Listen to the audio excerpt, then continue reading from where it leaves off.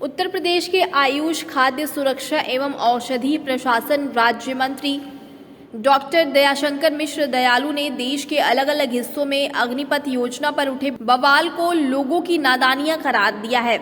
उन्होंने कहा कि अग्निपथ योजना न सिर्फ युवाओं के जीवन को अनुशासित करेगा बल्कि बेरोजगारी की समस्या को भी दूर करेगा।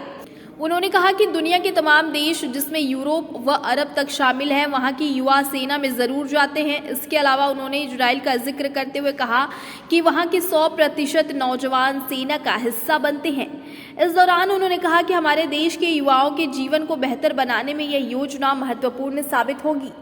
आयुष मंत्री ने कहा कि अग्निपथ योजना लोगों की नादानियों से अग्निपथ बनता जा रहा है।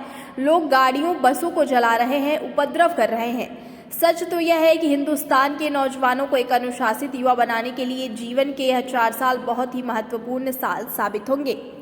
दुनिया के तमाम देश जिसमें यूरोप, एशिया, अरब तक शामिल है, यहाँ तक कि इजराइल ने अपने यहाँ युवाओं को सेना में नौकरी दी है।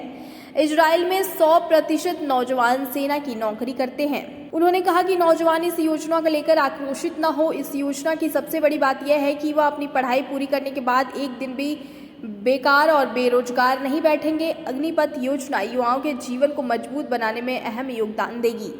नाम है अग्निपथ, लोगों की नादानियों से वो अग्निपथ बनता जा रहा है। लोग गाड़ियों को, बसों को जला रहे हैं, उपद्रव कर रहे हैं।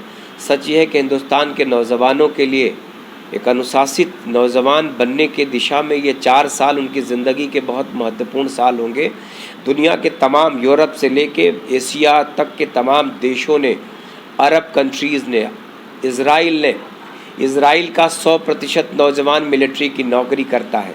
मिलिट्री की ट्रेनिंग, आप इसको नौकरी ना मानिए तो ट्रेनिंग, एक अनुशासित जीवन जीने के लिए उससे अच्छा कोई मौका नहीं। सन 1975 के पहले ये जो 4 वर्ष का समय, ये पहले 7 वर्ष हुआ करता था। तो इस देश के तमाम नौकरियों से रिटायर्ड मिलिट्री मैन, सारे अधिकारियों ने, पुराने लोगों ने भी इसको सराहा है कि एक ऐसी योजना है कि एक नौजवान पढ़ के निकलेगा, तत्काल उसको भारत में मिलिट्री की नौकरी करने का एक बड़ा महत्वपूर्ण अवसर है। वो सबसे इम्पॉर्टेंट है उसकी ट्रेनिंग। वो जो एक नौजवान, हिंदुस्तान का नौजवान अनुशासित होकर नौकरी करके निकलेगा तो नहीं, तो उसी 25% लोगों के लिए आगे बढ़ने के रास्ते खुले हैं, वो उसी में समायोजित होंगे। तो वो 25% नौजवान हिंदुस्तान की और मतलब सेना की नौकरी में और आगे बढ़ जाएगा।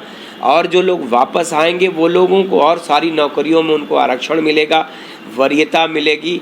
तो हिंदुस्तान के सारे विभाग ऐसे लोगों को अपने यहाँ रखने में अपने को गौरवान्वित महसूस करेंगे जो मिलिट्री की नौकरी करके, ट्रेनिंग करके आया है। देखिए, सत्ता के लिए बेचैन हिंदुस्तान का विपक्ष जो है वो रोज़ नए मौके तलाशता, कुछ भी हो उसमें अपना पैर घुसेड़ना, उसमें अपनी टांग घुसाना और उस बातों का विरोध करना। विपक्ष के पास वर्तमान में कोई ऐसा मुद्दा नहीं बचा है।